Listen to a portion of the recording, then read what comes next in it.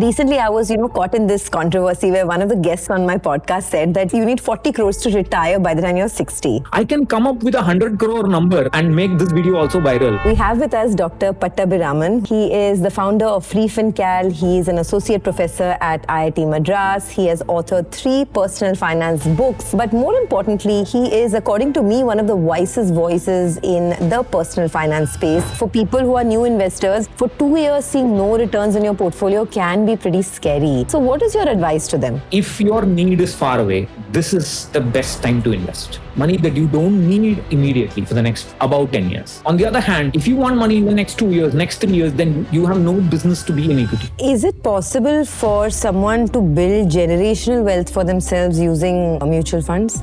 That's tough. You know how that's possible? If someone is building a portfolio today in 2026, what would your ideal portfolio construct be? I would say the simplest way to build a portfolio would be to have 50 to 60% of an Indian index fund. That can be a Nifty 100, Nifty 500. The biggest advantage is that this portfolio needs no maintenance. So for someone who has a 1 lakh rupee per month expense, right, and living in a tier 1 city with, say, kids, what should their corpus look like by the time they retire? So it'll be like...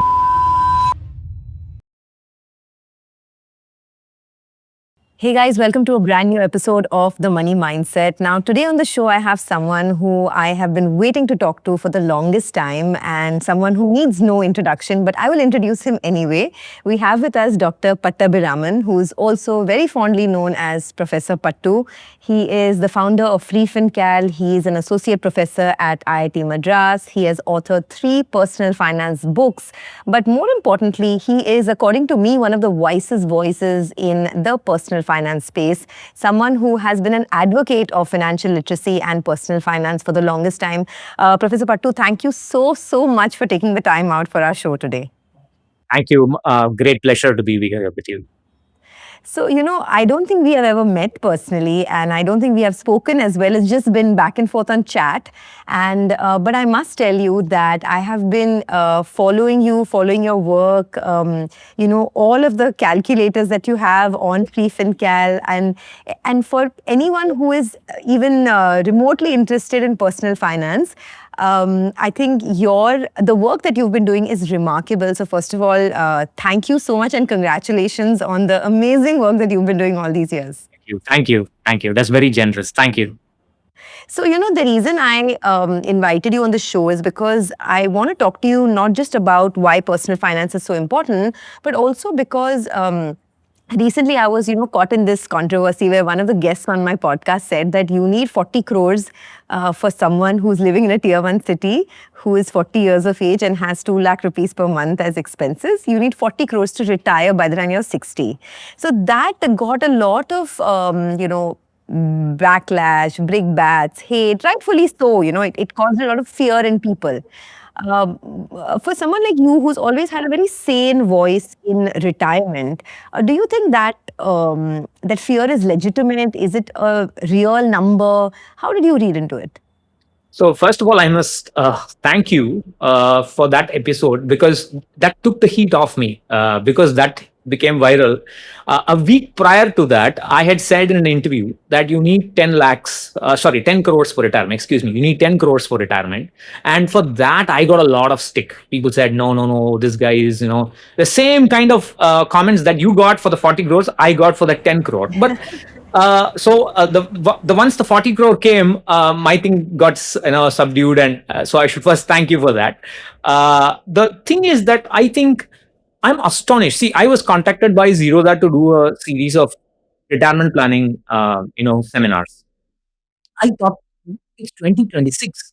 Everybody knows what retirement planning is. I don't think you need to even talk about it. I think people should know, because I know young kids have started asking me about retirement planning in their early 20s, less than 25 kids. So I thought, why do it? But when these 2 incidents happened, and I was taken aback by the kind of, innumeracy, or how people don't understand how numbers work, how basic inflation, how inflation impacts your lifestyle. They don't understand this. See, it's not about how many crores you need. It's what are your inputs and what are your assumptions, right? So I just made a video or I talked about it. So if I have just 1 crore corpus, just 1 crore. That's the minimum for being a crorepati, right? And the thing is that if that's my retirement corpus, what can be my lifestyle? And it's about 25K a month. About 25K a month. If your lifestyle is more than 25K a month, I'm talking about somebody who's retiring. I'm not talking about a young guy, right? Who's about 55-ish now and retiring with just 1 CR in hand, then they cannot spend more than 25K a month. If they are going to do that, then they are better off by just taking the entire 1 crore and putting it into an FD or buying an annuity policy and getting 6% or 6.5% interest and be happy with it. When I say this only 25K, the biggest criticism I get is just put it in an FD. Your principal is safe. But what is the point of that 1 CR being safe when you can't fight inflation? See, for the first 10 years in retirement, you'll be happy. You will get your nice 30,000, 35,000. You'll get more than what you're spending probably for the first 10 years. But after that, in your second decade of retirement, that's when the inflation will really start to bite. And that's where you can't fight inflation. So if you want to fight inflation, then the corpus will have to erode. That's there's no other way about it.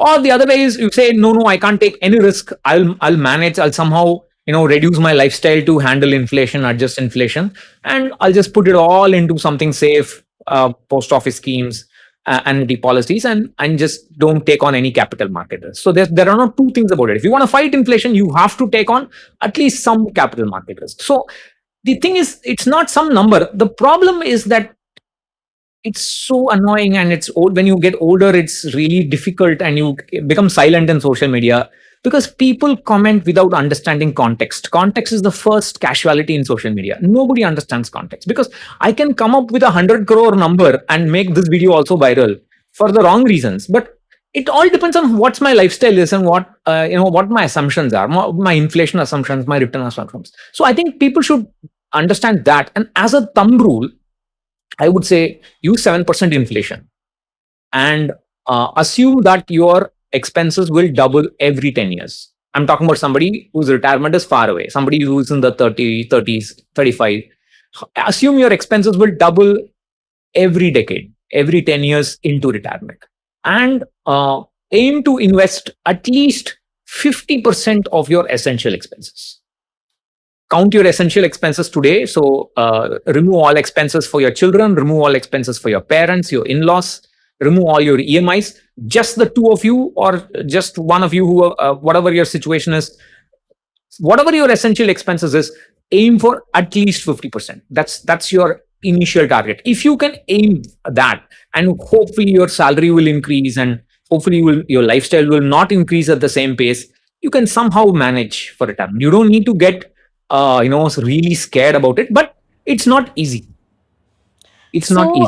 If you're saying 50% of your essential expenses should be invested, so if I am living in a tier 1 city and I have 1 lakh rupees expenses per month, you're saying every month 50,000 rupees should go as an investment into the market, right? Including all employer deductions, employer contributions into your PPF, NPS, everything included. So to your total retirement, that should be the basic goal.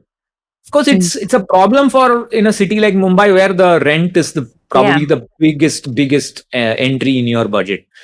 Then what are you going to do? Are you going to live on rent all your life? Then you must have a little planning. Are you going to buy a house? Where are you going to buy a house? Are you going to shift to the less expensive city down the line? So that kind of planning should be there. Until that plan is really solid and firmed up, at least keep investing. Fair enough. So for someone who has a 1 lakh rupee per month expense, right, and living in a tier 1 city with, say, kids, where there is school fees also involved, there's rent or EMI, whatever involved, what should they target in terms of how do they plan their retirement? What should their corpus look like by the time they retire? So let's say essential expenses are 1 lakh, right? And so every 10 years, expect the expense to double. So let's say 20 years to retirement. So 1 lakh a month today.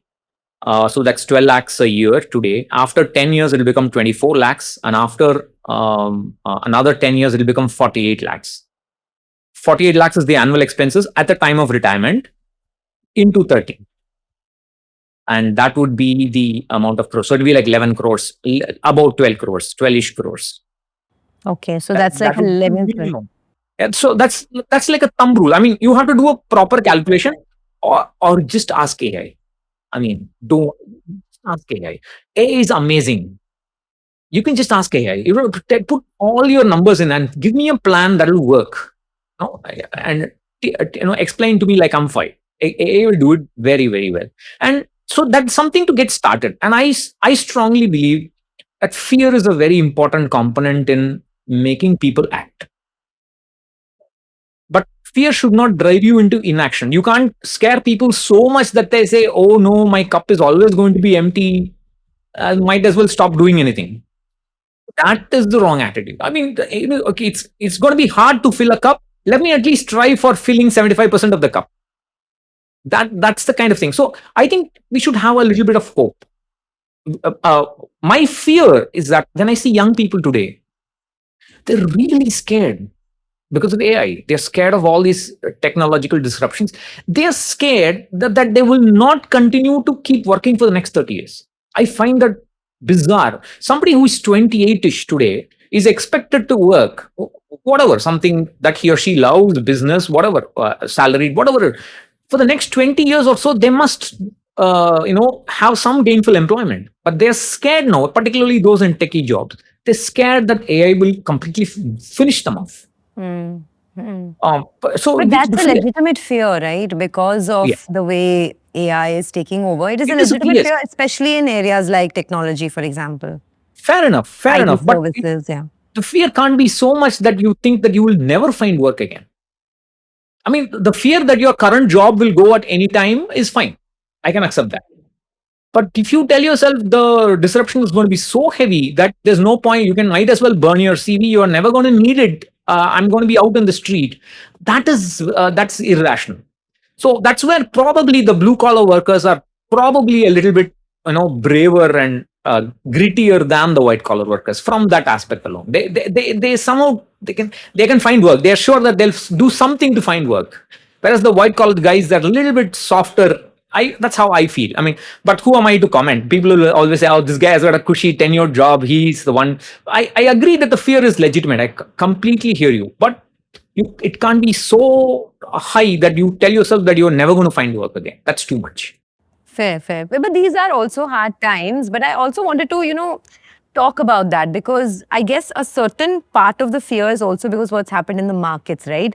For 2 years consistently, for someone like you and me, perhaps who've been investing for 15, 16 years, 2 years is a small time horizon. But for people who are new investors, for 2 years, seeing no returns in your portfolio can be pretty scary. So what is your advice to them? Welcome to the markets. That's the only thing you can say. I mean, I have been wishing. See, I've got a lot of criticism for this because I've been wishing for this to happen for a long while. Uh, Really? yes, I've been wishing for a nice sideways market because that's the only way all the young people who entered the markets post COVID, when there was a huge AUM influx, number of demats accounts multiplied, etc., etc. All those guys, they've never had a poor return. The first return that they saw was 90%, and then something everything in double digits. And this is the first time that they're seeing. I mean, a couple of years, it can be like this. It can be like this for a decade. We don't know. We don't know. So I think, but what I usually tell people is, look, tell yourself if your need is far away, this is the best time to invest. If your need is far away. But on the other hand, if you want money in the next 2 years, next 3 years, then you have no business to be in equity. It's completely wrong. You can't look at the last 1 year, 2 year excellent returns of the past and say, I'm going to reproduce that in my portfolio for the next 2 years, 3 years. That's nonsense, complete nonsense. You have to only put in money in the capital markets, in the equity markets, or even gold for that matter, money that you don't need immediately for the next few years. Only, I would say, about 10 years is the safe.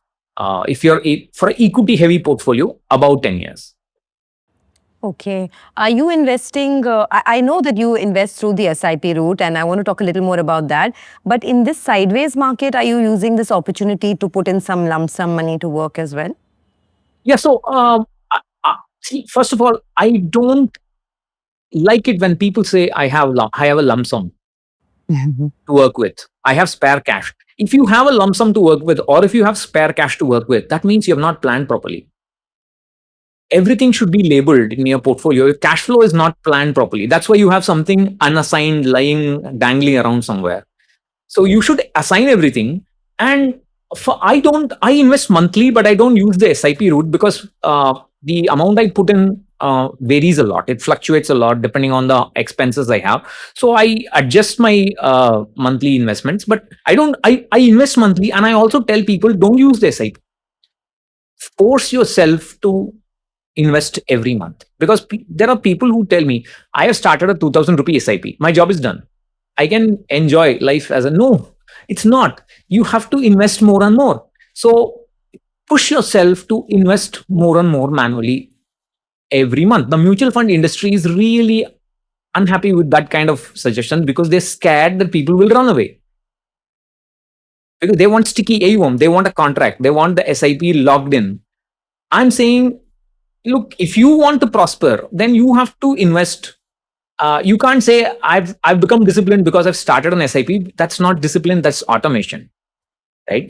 SIP is just automation. If you be disciplined, you push yourself to invest as much as possible, and you keep track of your investments. That's how you build wealth regularly.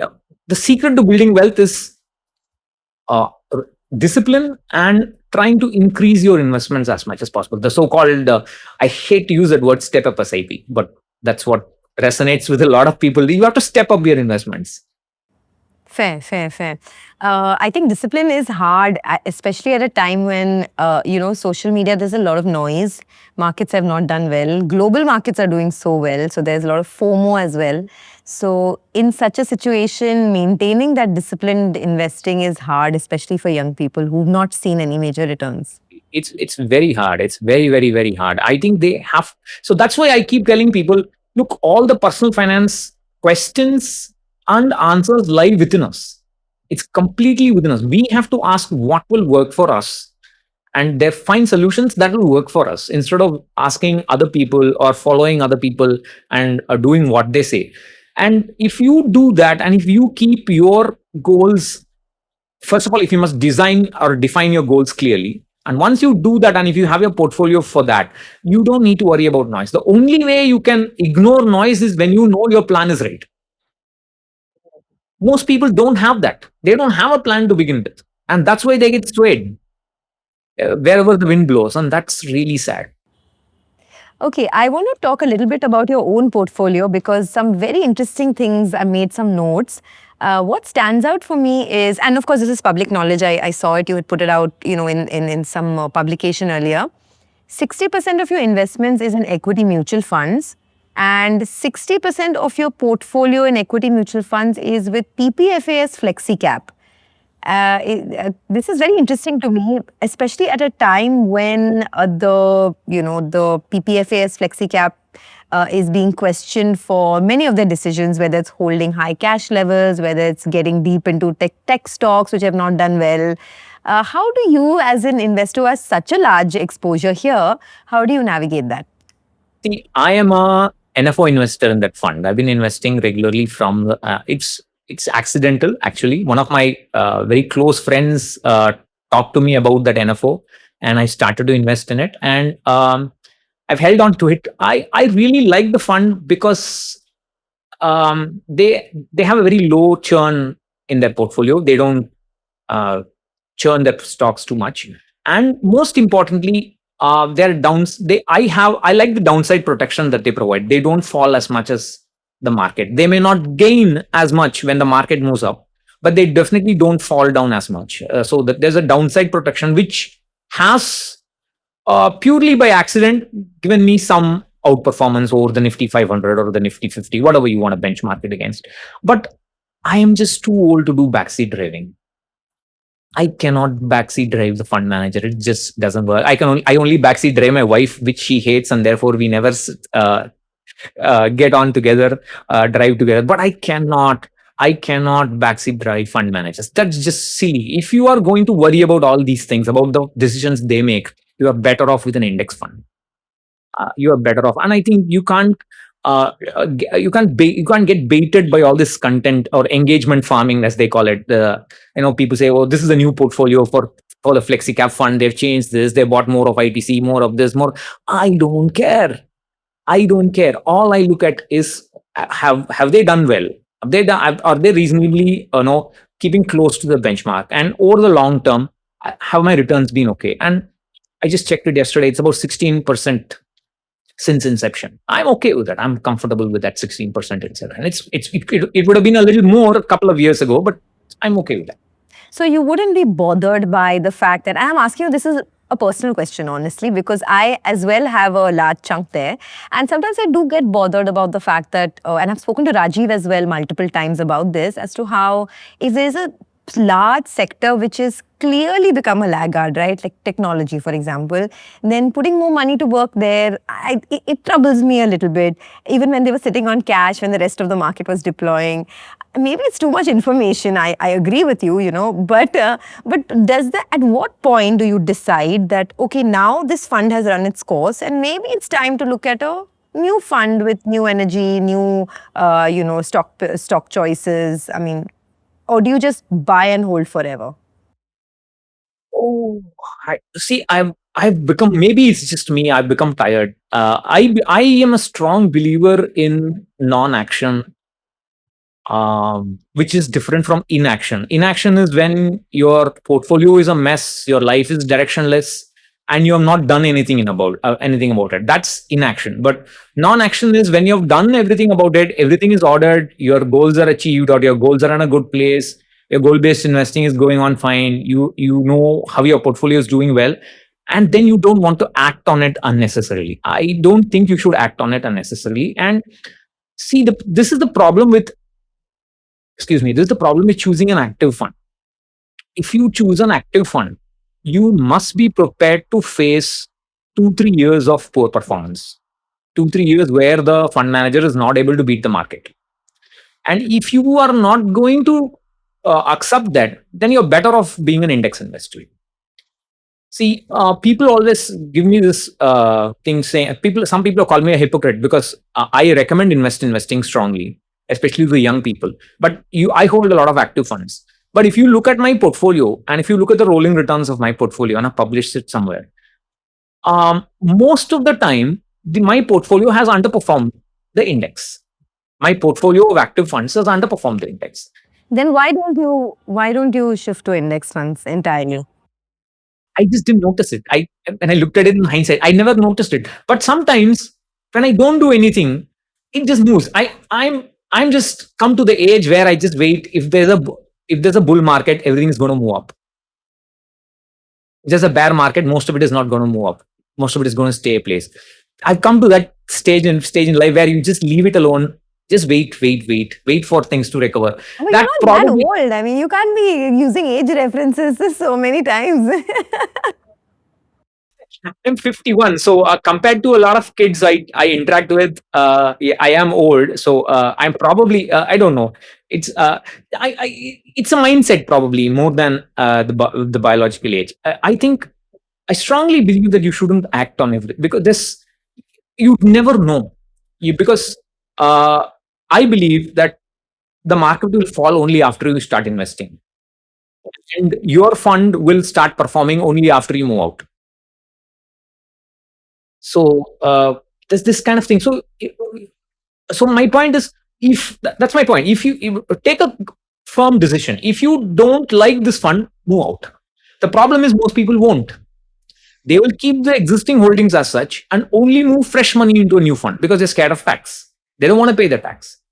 And then what happens is this keeps rinse and repeat. After 10 years, they'll be holding a portfolio of 10, 15 funds.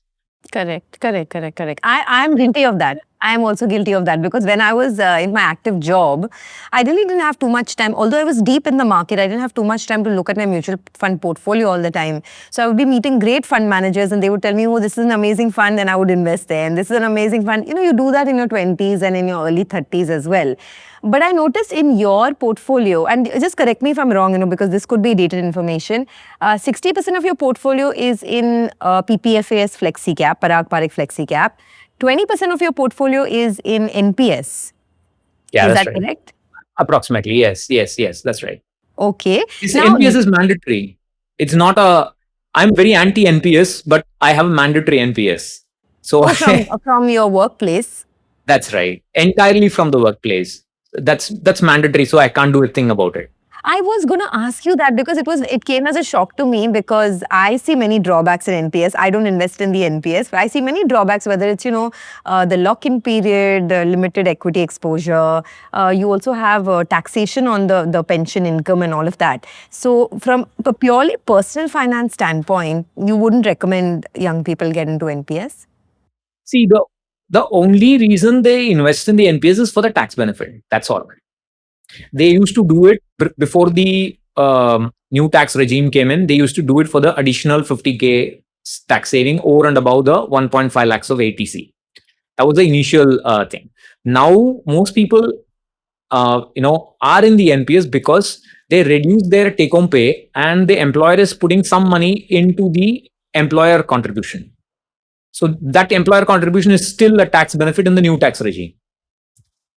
So that's the only reason they are in the NPS. They tell themselves they get an instant 30% Tax reward by saving. tax saving by doing that. But my problem with the NPS is, first of all, it doesn't provide you with a pension. Yeah, It just provides you with a corpus. correct. It's just a mutual fund which provides you with a corpus. It is up to you to take that money and put it into a life insurer annuity plan. And as of now, as on date, there's no special annuity return for a NPS subscriber. They are working on it. The regulator wants a special annuity rate, but as on date, that's not there. So I might as well invest in a mutual fund or have a stock portfolio. And if I want a pension so badly, I might take it from there and buy the same annuity plan for the same annuity rate. So there's nothing special about the NPS except for its tax saving. So the government wanted it to become popular, so they introduced the tax saving. That's the only reason people invest in the NPS. It's not any logical from a portfolio or a planning perspective at all, which is sad, unfortunately. Well, yeah, that debate can go on for go on endlessly on another day, perhaps. Okay, got that. Any other active mutual funds that you have in your portfolio, or do you also invest a little bit of it in passive funds? Because I only saw the Parag Parikh fund, but apart from that, do you have other funds as well? Yeah, I have some old holdings. I have a quantum long-term value fund, which used to be called long-term equity. People have forgotten that used to be once upon a time a darling of DIY investors, but the FlexiCap fund, the PPFAS FlexiCap fund took over that position. These things happen, right? They go in waves. You've seen that happen. I still have those old holdings because at some point I told myself I'm not going to make any more mistakes. I just stopped. So it's just this. My portfolio today is the sum of all my past mistakes. I just stopped making new ones. That's how I view it. So, So if you have to consolidate and tell me 5 mistakes that you made in your personal finance journey that others can avoid, what would it be? see, I've been really lucky that I've not made any major mistakes that I truly regret about. The one mistake I did was I started late. Starting late was the big mistake.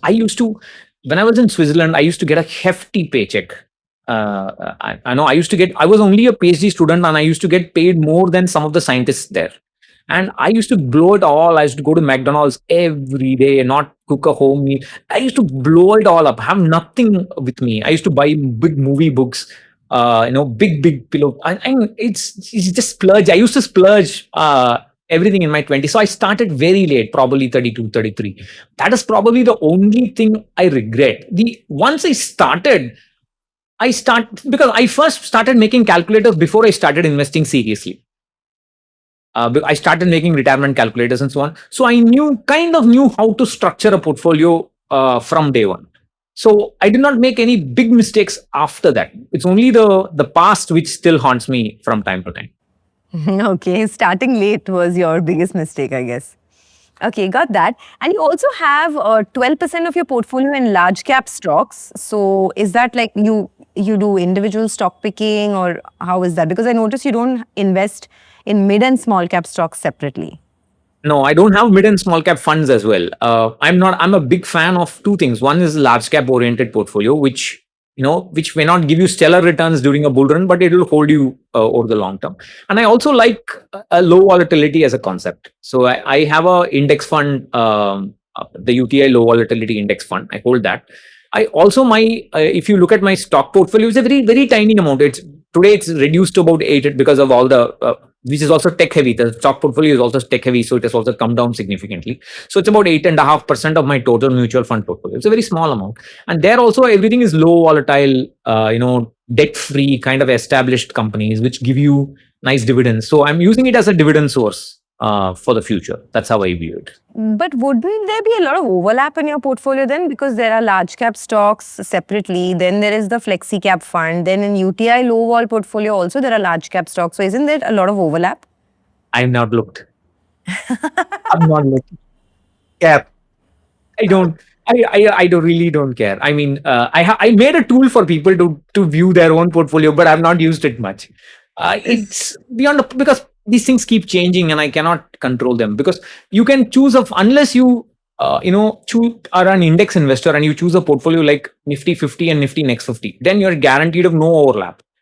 But if you're going to choose active funds, then there'll be some overlap at some point because the things are going to change. And I just said enough. I'm not going to look at it.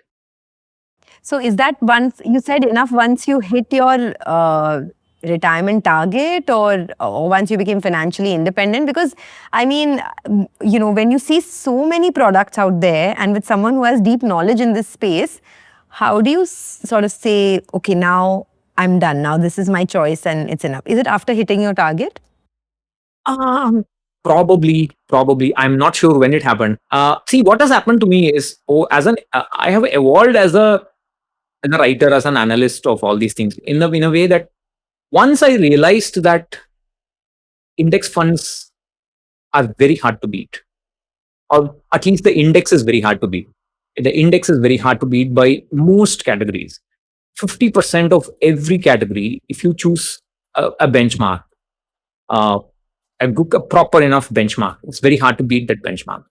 Then that completely changed the way in which I look, because I used to be an Excel guy. You used to analyze everything, crunch numbers until it chewed out something, spit out something, sharp ratio, this information ratio, this and so on. But then once the indexing hit me, I realized all this is a waste of my time.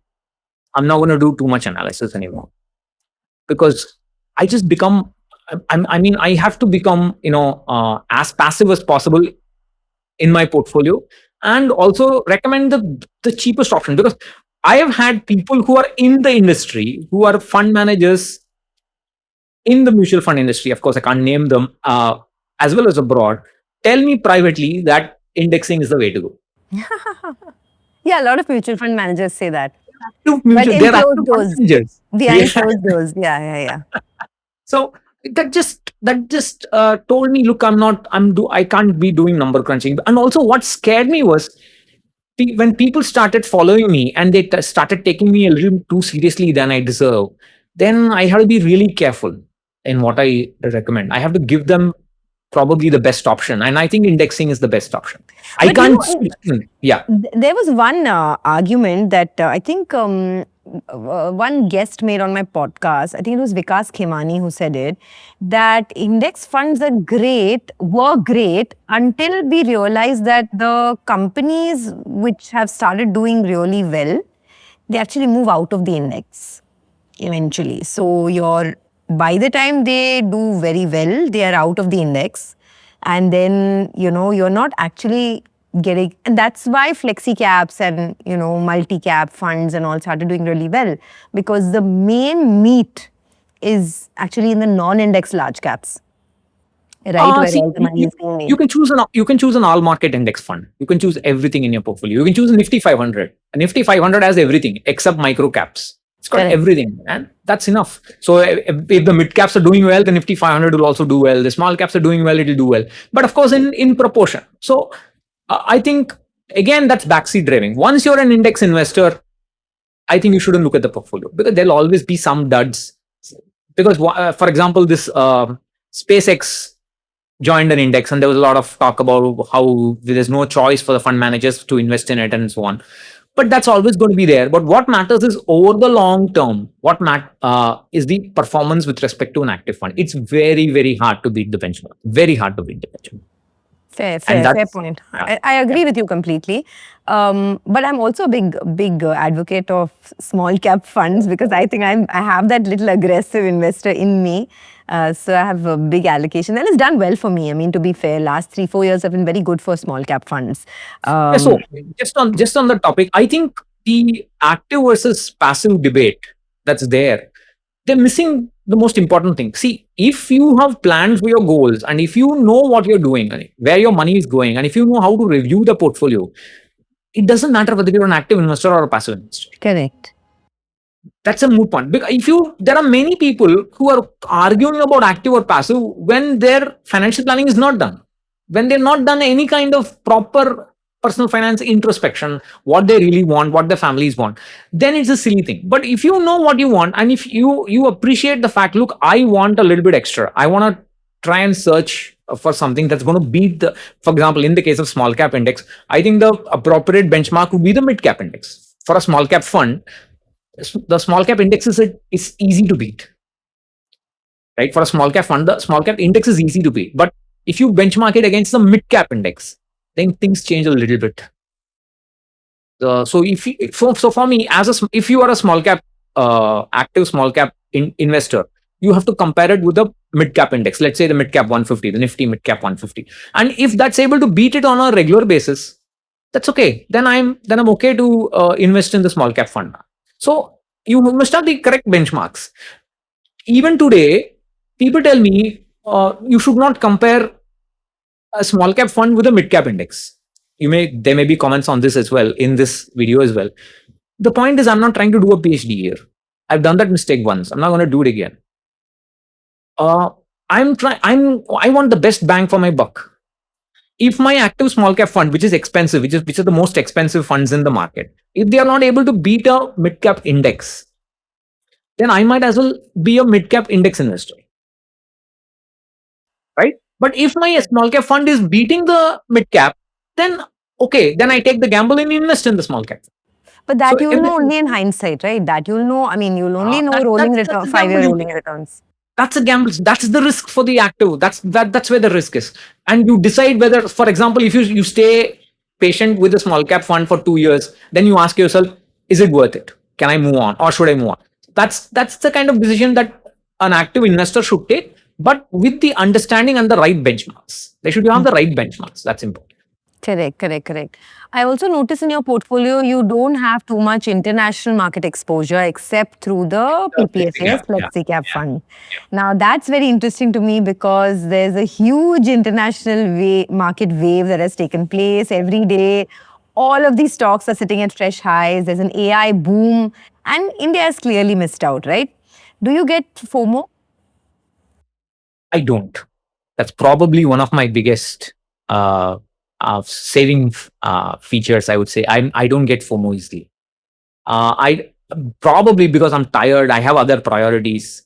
In my case, my health. I've had some health setbacks, and so my health has been the number one priority. So I don't really care as long as my portfolio is doing reasonably well. But for those who have the FOMO, they should ask themselves this question. Okay, I want international equity in my portfolio. It's absolutely fine. There's nothing wrong in it.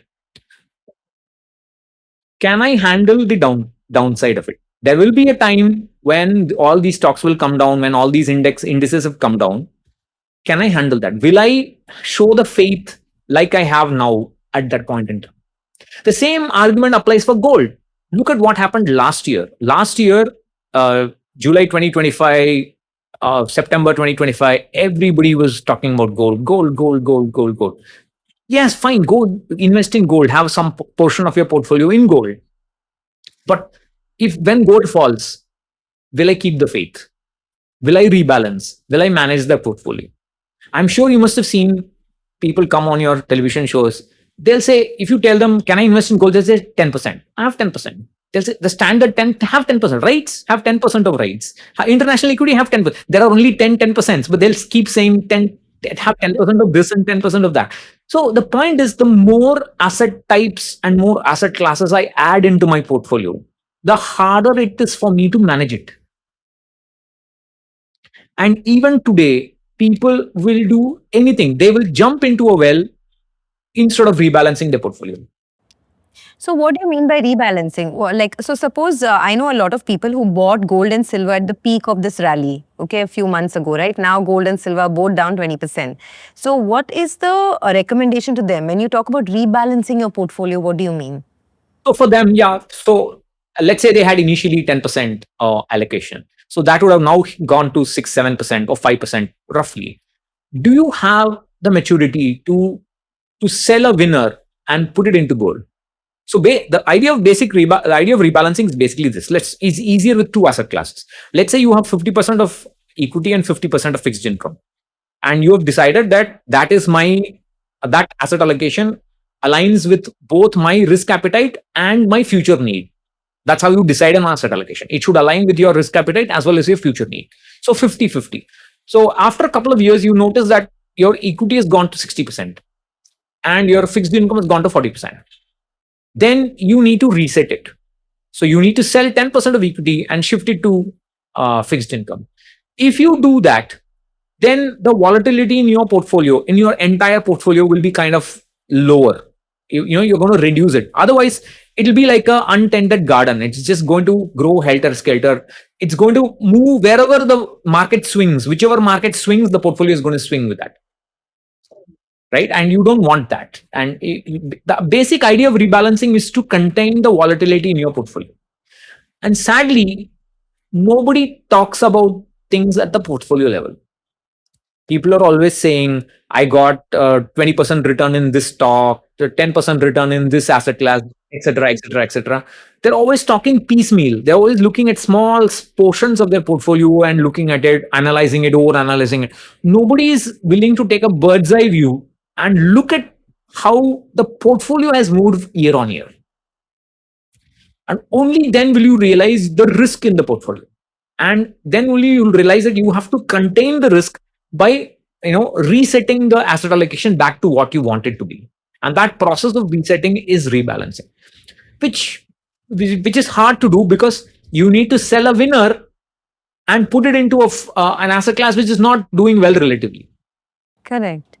So that's hard to do, but that's where the behavioral challenge lies. So you don't have much exposure to gold as well, I noticed. Is it No exposure. No, no except exposure probably at all? I have less than 1% of gold exposure through the ICICI multi-asset fund. I have the Wow. multi-asset, which is very less. And Correct. what you can see at the back, my wife prefers these black things compared to jewelry. She's a bird photographer, so she would rather buy these rather than get I was going herself to jewels. ask you, you have an amazing collection of cameras, by the way. And That's all. who's the That's all hers. photographer in the family? Now I know it's your wife. Yeah, she's the bird photographer, and she would rather be, invest in a lens or get herself a new camera rather than buy a gold chain or whatever. So, that's good. So I don't have. My only argument is you can have all the asset classes you want, but ask yourself, why do you want it? Most of the time it will be FOMO. Most of the time you want it because everybody is talking about it and it has done well, better than what you already are holding, and that's the only reason you want it. And you should tell yourself, okay, you buy now, but the cycle will change. There will be a time when the Indian equity markets will outshine the US market at some point, maybe for a few months, maybe for a year, nobody knows. At that point in time, will you still show the faith in the international exposure, in gold, in commodities? That is the problem that most people are not able to commit themselves to. They don't see, once they see the bull run, it's they believe it will never come down. And that's the starting point of disaster. That's very, very wrong mindset to start with. No, fair. And I think it's not just FOMO, right? I think a large part of investing is behavioral. It's how you have a mindset towards investing. It just doesn't start and end with an SIP. It's a lot of the behavioral patterns that you grow up with, that, whether it's chasing desire, avoiding pain, avoiding fear, all of that comes together in the stock markets in a very beautiful way. And I wanted to understand from you in terms of when you build a mindset towards investing or building a corpus for yourself, where and I want to go back to I think in 2006 you had an issue where you had your father's accident, and that's when you sort of realized that, oh, you need to get into personal finance and sort your finances out. How did you build that behavioral mindset to kind of build a corpus for yourself? Because as I say, personal finance is very personal, right? But not too many people follow that. Yeah, so I think the biggest struggle that or the toughest time that I've had was between 2008 to 2013. I started my uh, SIP journey in 2008, and that was the time when the crash was happening. It was in the middle of the crash. I didn't know anything. I was not following the markets. I knew nothing about it. Uh, the thing was, for the first 5 years, my returns were zero. It was absolutely zero. It was always red. Every time I looked at the portfolio, it was red. It was red. And at that time, my family was not too enthusiastic about me continuing in equity. I told them about it, and they were said, just put it in FD. Why do you want to do it? Why do you want to, The thing is that at that point, somehow, I don't know how it happened. I was able to logically think that, look, I don't need the money today because my retirement age is 65. I was at that point in time, it was about 28 years, 30 years away, nearly 30 years away. So I told him I don't need it anytime soon. So let me just wait. Let me just wait it out. And for some reason, I don't know, in hindsight, maybe it's just luck. I was able to invest more and more and more and more. So I was able to push, I would say, nearly 15 to 20% increase in my investments every year. The monthly investment, I was able to increase that by 15 to 20%.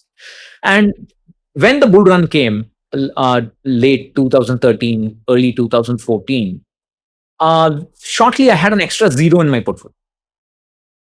So that was a big change. I mean, that was a life changing moment. That's when I realized that's how equity markets are going to be. There's going to be years and years of nothing, where it'll severely test your patience, right? Yeah, it's like Odysseus caught on an island before going home. It's that kind of thing. You never know when you're going to go home, but when the ship's going to start sailing again. But you have to show the patience there, and then your life will change. So again, for young people today who are going through this sideways market, this is the best time for them to invest. If they invest, when the markets do turn, I'm sure their life will change. And I am so happy that because of Freefincal, I have had the pleasure of interacting with 100 plus crores, people who become crores just by investing in SIPs. Wow.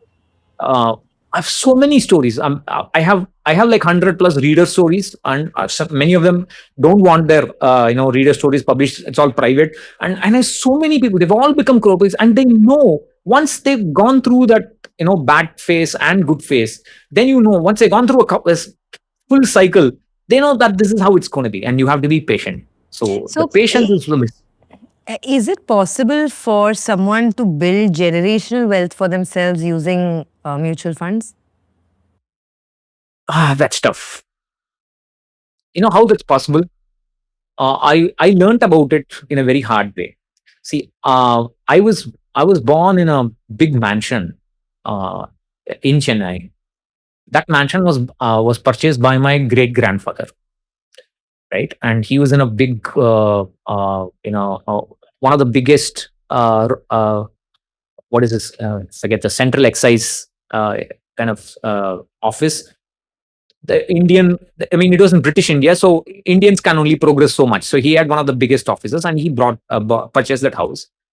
And I lived there until my 8th standard. So like I was, well, what, 14, 15 years ago. And after that, I saw the people in my family. I still live in a joint family. I live in a flat now, but my other members of the joint family are in other flats. We still are practically a joint family. But I realized that I asked myself, why didn't we stay in that house? Or why did our lifestyle decrease? And the reason for that was the people in subsequent generations, they did not earn as much as my great grandfather did. So when the income goes down, then no matter how much you invest, you cannot handle it. The only way to build generational wealth is when you have a platform for your children. You invest well and you create a wealth for yourself. You become financially independent, and of course, and you have a little bit extra corpus so that they have a little bit of runway, so they're not forced to uh, go to a job after school or just after a UG degree. So they can they can dream, or they can follow their passion, or create a business, create an enterprise where they can follow Take in a your. risk. Yeah. Yes, but that's not there in many cultures. There are very, very few cultures in India. There are pockets in India where the next generation automatically do it without any kind of initiation. They'll be doing. But today, if you there are other cultures where they look at the parents and they say, I will do anything except what my parents do for a career. Right? So generational wealth is hard to build with mutual funds or with even stocks, unless you are really, you've earned a lot and your cash flow is so much that you've built like 40 crores, 50 crores, and then the next generation can manage it. Even if they're not able to add to it, they can manage it properly. And then there's at least for 2 generations it can sustain with some, proper investing. But the usual kind of generational wealth will be very hard to build. I had dreams of it. To be honest, I had dreams of it. I still dream of it at the back of my mind, but I realized it's very, very, very, very hard because if the next guy is going to do something completely different, because if my son is going to do completely different from what I'm doing, because I mean, to be honest, I've had dreams of my son taking over Freefincal for me, right? And then building a bit, because Freefincal is reasonably okay at a reasonably good place now. I've had dreams of, but he doesn't want to do it. It's not his passion. So if he's got to find his own calling, he's gonna chart his own course, and that's basically going to be a reset. If you are going to reset your the generational timeline ever so often, then the wealth will not build. It won't hold so much. So That's unfortunately. also the reason I'm asking, fair point, but the reason I'm asking you this is because what differentiates people who are stuck with money compared to people who eventually get financial freedom? Like, what are the 2 or 3 things that differentiates these people? If the privileges are the same, if the same social infrastructure, same, background, etc. I would say the willingness to sacrifice. See, for example, there is this notion that people in IIT, at least the students in IIT, they're more intelligent. That's not true, right? The students in IIT, they're there because they have decided at a very young age that they're willing to sacrifice their time, energy, sweat, blood, and work for that JE and cross that barrier. Whereas the other students don't want to push themselves as much. This is general. Well, there's an interest-based thing. That's a different thing. But these kids really push themselves hard to get cross the JE barrier. That doesn't make them intelligent. They're just willing to work hard. So the same analogy here is, I think there must be some element of sacrifice involved if you want to push yourself to the next level early on. If you want to become, for let's say you're upper middle class, if you want to go to the next tier in society or whatever you want to call that, then if you want to do it early, then there must be some element of sacrifice. The problem is, if you tell people that you need to sacrifice things, that means spend less, you are going to come in for a lot of criticism. You can't have both. You can't have your cake and eat it too. It's not going to happen. If you want to spend like there's no tomorrow, then there will be a tomorrow, and that's a problem. So you need to find the balance. Either you do 2 things. One, you find the balance between spending for your wants today versus investing for at least your needs tomorrow. That balance should be there. If you or you sacrifice your wants today and invest more, and you get your needs early, you get to a financial independence earlier, and then after that you can probably relax a little bit and enjoy a little bit of life. So you must sacrifice something, and that must come from within. It should not, see, if you do it, if you tell yourself I want this, then it will not look like sacrifice. It will not feel like sacrifice. If I tell you to do it, it will feel like sacrifice. If you tell yourself, then it won't feel like sacrifice. Okay. So, just some final questions before we wrap up this discussion. What does financial independence actually mean to you? Because I do know that you are financially independent. You are working because you enjoy working. And that's something I've read before as well. So, what does financial independence mean to you? And what is its importance in your life? It gives you a lot of options. It gives you a lot of options, and it has given me the ability to change people's lives, other people's lives. For example, the watchman in my society, or the attender who takes care of my mom. I can change their life. I can eliminate their debt. I can take care of their hospital bills. I can pay for their children's education and so on. So it's basically the kind of thing like where you teach a person to fish instead of giving them the fish, and that kind of analogy. So the money has given me the bandwidth to change people's lives. Hopefully in a small way, but that I think I enjoy that the most, more than anything else.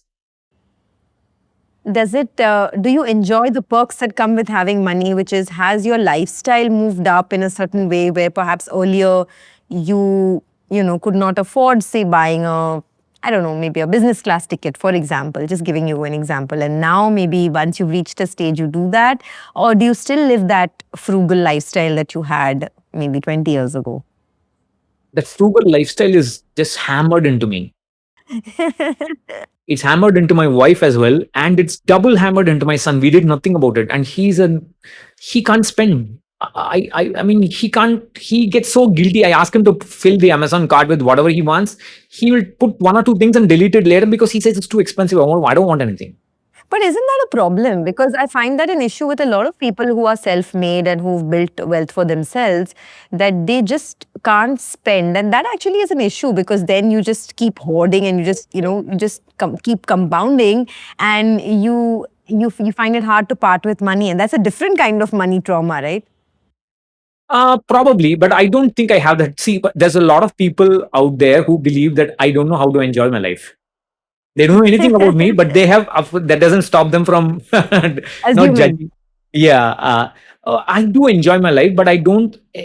I don't enjoy my life. I don't know. I don't wear fancy clothes. It's just something that I don't like. I like to keep a very low profile, but I do travel in great comfort when I do travel, and I like to I overspend. I like to overtip people or overpay people. So I spend a lot of money. Spending is not a problem for me, but I don't spend it on myself, right? I just don't know how to do it. I don't need it. That's my point. I see the problem is there are many people who feel deprived if you tell them not to spend too much. I don't have that. I don't have that. I don't. So what can I do? I don't have that. If you give me, if you tell me to buy something expensive, I don't know what to buy. This is a conversation I've had with my wife. I asked her, I give you 10 lakhs. What will you do? She thought long and hard and said, I don't know. You answer first. And said, I don't know what to do. I'll just put it in a bank. So it's a mindset. That's a It's great like problem to have. a great problem Not to have. knowing what to do with your money. Yes, it's a great problem to have. So which is why I think I'm more comfortable trying to help others. And if I want something, I'll go and buy it. See, I mean, I own very expensive computers. We have expensive cameras out there. We have very expensive equipment. We don't buy it often. That's the only thing. We buy it every once in a while, so it doesn't affect our cash flow much. So, Correct, and it correct. doesn't look like we are spending too much. So it's it's me. I'm contented. That's the point. It doesn't matter That's what. the magic, right? That's the magic. If you're content, then you don't really need to See, increase your lifestyle along with your income. See, the way my goals are very simple. You've seen dogs lying in the park in the sun, right? They bask in the sun. That's what I want to do. No, I want to sleep. I want to sleep most of my life off. I'm fine with it. Maybe it's not. Ambition is not something that I have, but it's. I mean, I don't know. It's a poor way of living. Maybe I don't know. Why? No, I mean, it's your choice. Even to sleep, you need money. Like, you need money which can buy you time, and then with which you can go and sleep in a park for the entire day, right? Because a lot of people who are, say, corporate slaves, for example, they don't have that luxury. No, that's the problem. See, that is the difference between an academic job and a corporate job. So that there the priorities change. In a corporate job, you want more money, but you have to give up your time. Yeah. But there's only so much you can do. There's only for you can do that only for so much time. Then your health takes a toll, and then you have to slow down. You can't slow down at the time because you'll have a home loan running. Everything will pull you down. So it's a big problem. So I think that's where I think we should ask our children to live slower lives. I think we should slow down the pace of our lifestyle. If we do that, then I think you don't need so much money to fuel the lifestyle. You just slow down the pace of your life, then you're happy, you're contented, and you don't need so much money as well. You don't need that 40 crore corpus that. Maybe even 10 crores. We don't know. I think that's important, but technology has taken a hold of our lives. That's the big sad point. Yeah. You can't ask the young generation not to do anything for 1 hour. Ask them to do nothing for 1 hour. Just simply sit. Just look at people, watch people going back and forth. Just watch the vehicles. They won't be able to do it because there's so much of anxiety and restlessness around that. uh, we can't live without technology. That's the problem, because many people, when you give them this multi-crore examples, they say, oh, my grandparents lived with only so much money and they were happy. My parents never bought, they were happy. That's a different generation. They did not have so much tech. We have so much tech. We can't live without tech. Yes, we can't live without the tech now. So it's a big problem. I don't know the solutions to it, but there is a problem. Yeah. But it was really nice speaking to you, and I didn't realize how 1 hour has passed, but it has. So we have come to the end of our conversation. Professor Pattu, thank you so much for your time. I also wanted to ask you, if someone is building a portfolio today, right, in 2026, someone who's, say, in their 20s, their early 30s, they're building for retirement, how would you construct it? How much of it would be in, say, Nifty 50? How much in Nifty Next 50? How much in, say, active versus passive, other asset classes? What would your ideal portfolio construct be? So first the asset allocation. I think you should first decide on the asset allocation, only then the products. And that's the biggest mistake people do. People always buy the products and try to fit them to goals. And I think you should buy the products last in your goal planning process. It's a very last part. So you should decide how much equity are you going to handle. Are you going to handle 70% of equity, 30% of fixed income, or do you want a little bit less equity and you want to add gold into it? Do you want to add international equity in your equity allocation? What are you going to do? So first of all, that mapping should be there. But I would say the simplest way to build a portfolio would be to have 50 to 60% of an Indian index fund. That can be a Nifty 100, Nifty 50, Nifty 500, depending on your whatever you want to choose. And the rest can be your EPF if you have EPF, and you don't need anything else for retirement. If you just these two asset classes, if you invest in these two like a machine for the next 15, 20 years, you have a very good chance of getting towards that multi-crore target that we keep talking about for retirement. And the biggest advantage is that this portfolio needs no maintenance. You need to only spend about 15 to 30 minutes, maybe even 50 minutes once a year. That's all. You track how much you're investing. You forget about the markets. Every lunchtime, or everybody's swiping their phones to see, opening their apps to see what the market is doing. Don't do all that. Don't control what you can control. You cannot control the return that markets are going to give you. You have no say in it. But you have a say in how much you're spending. You have a say in how much you are earning, how much you're investing. A little bit of a say, not complete say. But you focus on what you can control, and track the investments that you make and increase your investments every year. If you do that, a very simple portfolio, which means I would say you focus your time on leisure. I think leisure is the biggest, the most premium commodity in today's life. It is not money, it's leisure, where you're completely relaxed. You enjoy time with your family, and you have time to think about your life and spend at least 30 minutes thinking about your life. What do you want your life to be? Jeff Bezos says, have a 30-year view of your life. Think of your life. What will you be when you're 60? What do you want to achieve in life? Make a list. Think of what you can, how to get there slowly, small steps, baby steps. And if you do that, then you can live a fulfilling life. I think health is very important. Relationships are more important. Money, once you set the initial wheels rolling, you can put the personal finance into the back burner, and everything else, it's an autopilot. You don't care about it, and you focus on what's in front of you. Your relationships in front of you, your health is in front of you, your time is in front of you. Focus on it.